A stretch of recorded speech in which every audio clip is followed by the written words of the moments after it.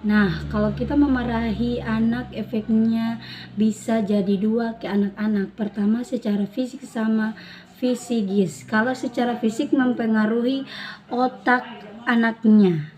Kalau secara fisigis itu anaknya bisa jadi anak yang selalu ketakutan karena dia takut disalah, takut dimarahi, terus jadi ragu-ragu. Nah, itu efek-efeknya. Secara fisik, dia bisa mempengaruhi otak. Jadi ketika anak ketakutan karena dimarahi, itu keluar hormon kortisol. Nah, si hormon ini kerjanya memutuskan neuron-neuron. Sementara si neuron ini terjadi ketika dia belajar. Jadi, kebayang kalau kita memarahi anak, muncul si hormon itu, neuron-neuron itu putus. Si anaknya jadi susah konsentrasi.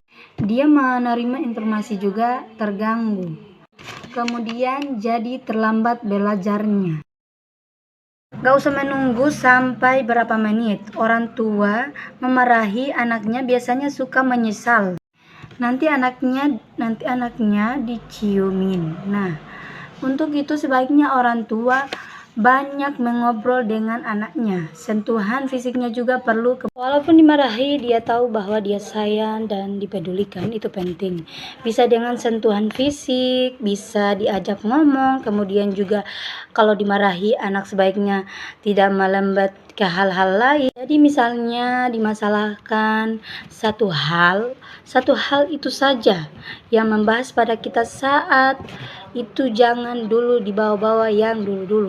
Kemudian diberikan hukuman yang sesuai dengan kesalahannya dan sesuai umurnya. Yang pertama harus konsisten. Jadi ada aturan yang jelas dan konsisten dilakukan. Kalau kamu A, maka konsekuensinya kamu akan B.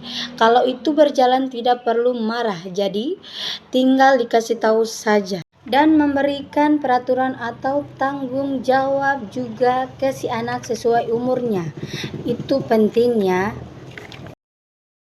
Untuk mereka yang keluarga inti, artinya suami istri atau ayah dan anak, akan lebih mudah karena kesepakatan suatu peraturan itu cuman antara ibu bapak orang tua. Jadi lebih mudah kalau tinggal dengan keluarga besar atau berdekatan. Kadang-kadang orang tua bilang ini tidak boleh, tapi kata kakek dan neneknya sudah kasih aja.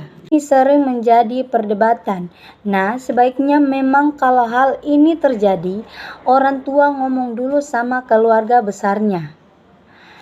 Ini peraturan bla bla bla. Jadi semua harus dilewati saya.